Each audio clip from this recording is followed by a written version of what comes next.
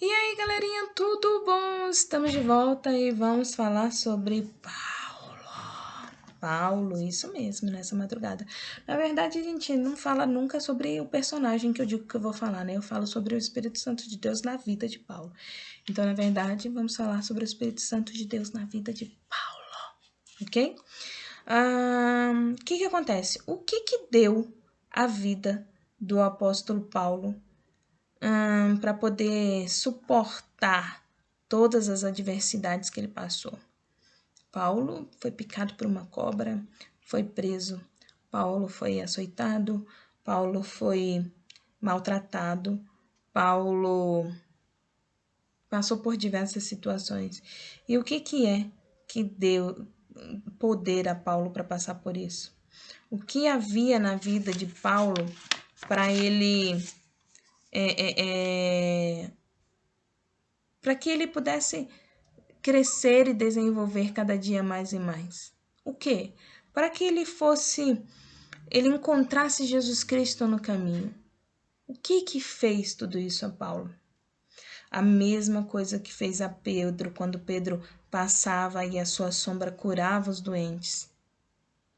Era o toque do Espírito Santo de Deus. O toque do Espírito Santo de Deus estava estava na vida de Paulo. E Paulo, toda vez que ele procurava alguma coisa, ele encontrava, mas encontrava através da presença do Espírito Santo. Eu lembro de uma história da Bíblia que fala sobre Paulo. Ele estava no meio de um povo ímpio que adorava vários deuses, várias imagens, e aí ele chega e tem um altar levantado, e esse altar levantado lá tem não tem nada, não tem nenhuma imagem, só o altar. E aí ele pega e fala assim, Paulo, né? Tá escrito lá, ao Deus desconhecido, né?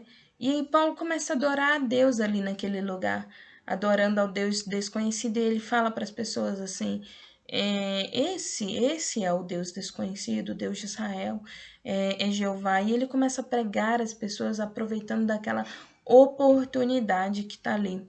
Quem deu essa sabedoria a Paulo, né? Quem é que trouxe a Paulo esse insight, esse conhecimento para que ele pudesse falar do Espírito Santo de Deus, falar de Jesus Cristo, falar de Deus ali naquele momento, vendo um monte de imagens, vendo um monte de coisas e usar isso em prol da palavra de Deus.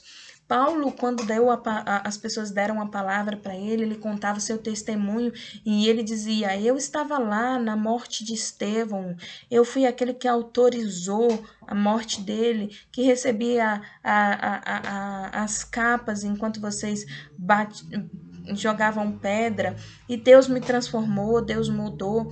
Então para Paulo reconhecer o seu pecado, para Paulo entender que o que ele fez não era correto, mesmo que ele estivesse procurando a presença de Deus ali.